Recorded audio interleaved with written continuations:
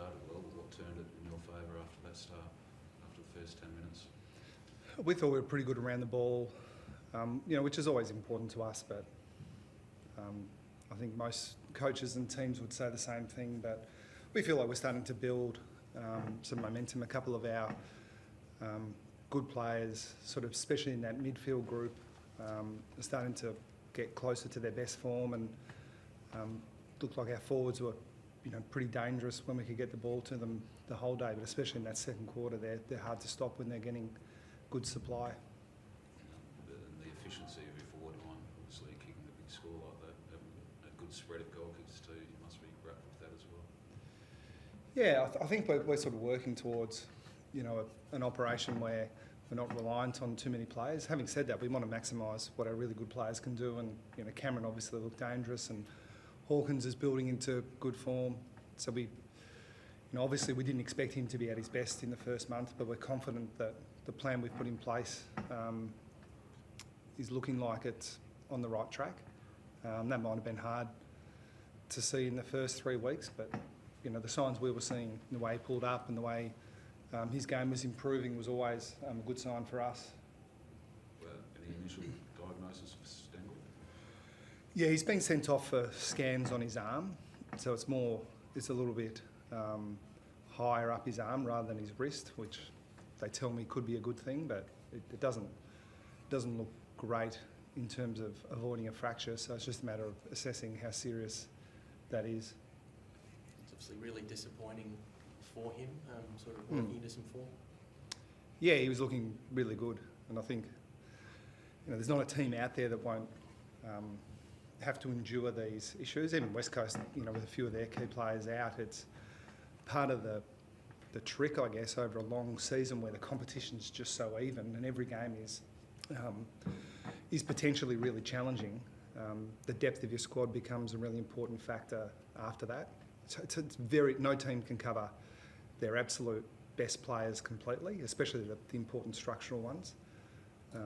So we've been of that view for a long time that if you're relying on 24 players, you're going to end up thin at some stage. So it'll test our depth a little bit, but again, I'm not sure of the numbers, but I don't think there are too many teams around the comp who are perfect in terms of availability at the moment, and even if they are, that'll change as the season goes on. So disappointing for him, but hopefully it's not too long on the sidelines.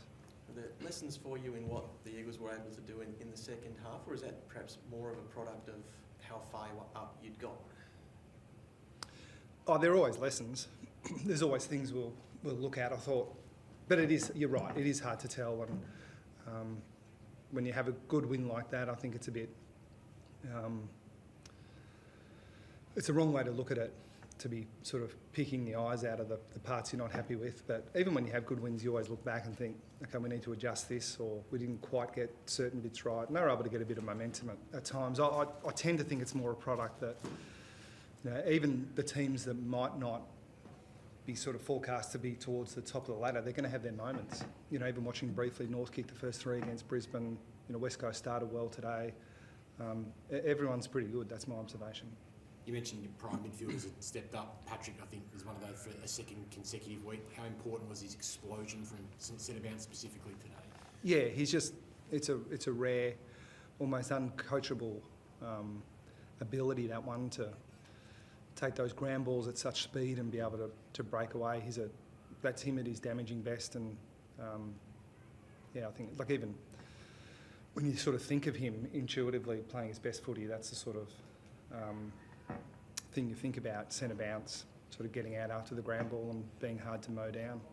He's kind of worked into his season gradually. Is that kind of how you've seen it as well as with the new skipper role?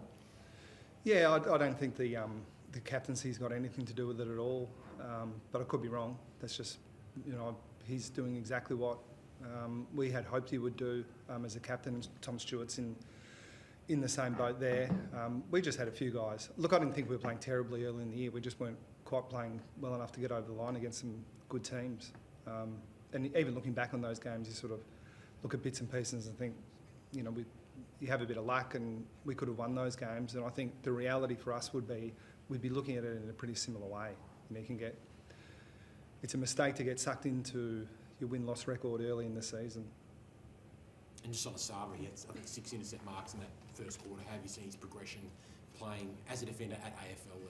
Yeah, he looks like a back to us. We were very, very keen, if not desperate, to keep him at the end of last year, and we were confident that he would get the opportunity in that position, and once he got it, that he equipped himself well, which is what he's doing. And it's exciting for our footy club because De Koning and Radigalia can play a lot of footy together, so they already seem to be teaming pretty well. It's a good sign. It was us, big picture, Chris. The AFL's just announced Gather-Round's going to stay here for another 3 seasons. The concept and in Adelaide, I know you've probably had a limited experience of what's happening out in the city, but yeah, overall your thoughts on the round itself? No, overwhelmingly positive, I think. We've been here long enough to sort of get a sense of the vibe around the place, and the concept's first class. I think great for fans. Seems to us as if a lot of people have travelled. We had an open training session at Woodville, West Torrens yesterday, and there were a lot of Cat supporters, and not all of them were South Australians. So clearly people have travelled.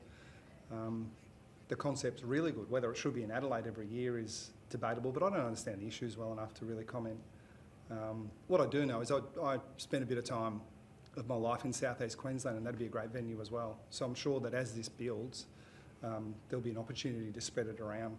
And whenever you have a new concept, there's things you've got to sort of think through, and even after the fact you learn things. So we have a really quirky competition in the AFL. We have 18 teams and we have 23 rounds, and some get home games, some don't. It's all a bit hard to manage, but I think my observation would be the AFL is doing everything they can to prioritise the fan experience, and on that measure alone it's been an overwhelming success.